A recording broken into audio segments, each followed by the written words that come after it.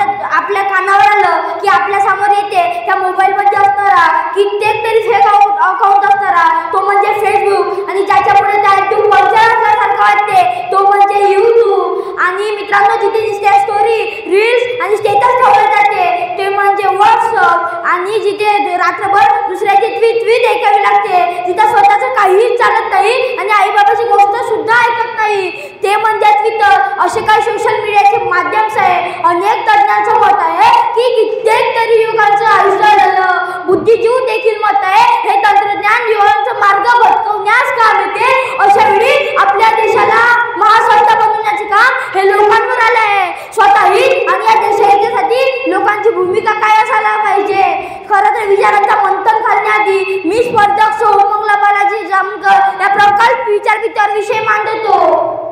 तंत्रज्ञानाच्या युगातील मी पुस्तक बोलते खरं तर विषयाला सुरुवात करण्याआधी हे जे पुस्तक आहे पुस्तकाची थोडीशी माहिती देणं मला गरजेचं वाटते कारण की आज हे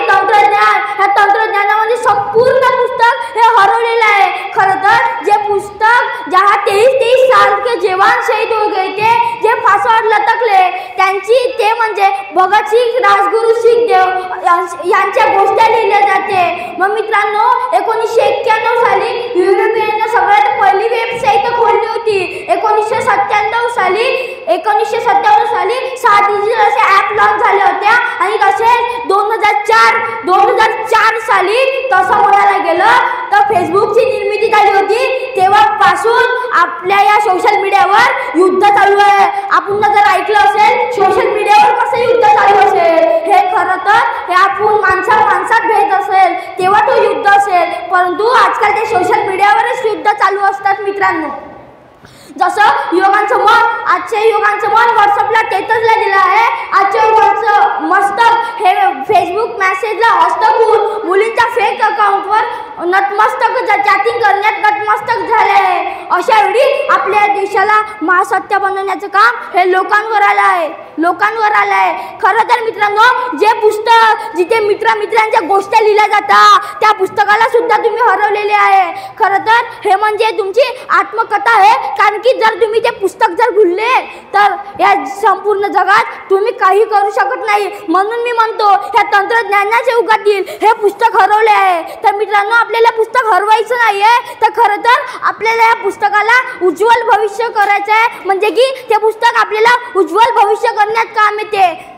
तसं आपण एखाद्या मुलाला विचारलं ऐश्वर्या राय आणि सलमान खानच्या मुलाचं नाव काय तर ते सांगेल परंतु जहाँ 23 साल के जवान शहीद हो गए थे त्यांना जर विचारलं जे पुस्तकामध्ये त्यांचे काव्य आहे पुस्तकामध्ये त्यांचे धडे लिहून आहे ते सुद्धा ते सांगत नाही मित्रांनो पबजी फेसबुक सारखे असे ते घातक गेम खेळतात मित्रांनो हे गेम्स न खेळून त्यांनी जर थोडा तरी वेळ पुस्तकाला हात लावला ना तर त्यांचं भविष्य एक उज्ज्वल भविष्य बनू शकते तसे संत तुकाराम म्हणतात ना मित्रांनो पुत्र व्हावा असा गुंडा त्याच्या तीनही लोकी झेंडा परंतु आजच्या लोकी योगांचं मन असं झालंय पुत्र व्हावा असा गुंडा त्याचा सोशल मीडियावर आणि तंत्रज्ञानावर असावा झेंडा असे आजच्या युगांचे विचार झाले आजचे युवक असे सुद्धाच म्हणतात मित्रांनो आहे तरुण तर घे मजा करून जाशील मरून तर टाकतील पुरून असे आजच्या युगांचे विचार झाले मित्रांनो जाता ते एवढेच म्हणून जातो मित्रांनो तुम्हाला ते तंत्रज्ञानाचे मागण्या लागायचे आहे खरं तर तुम्हाला ते पुस्तक त्या पुस्तकाचे काव्य वाचायचे आहे ते पुस्तक वाचायचे आहे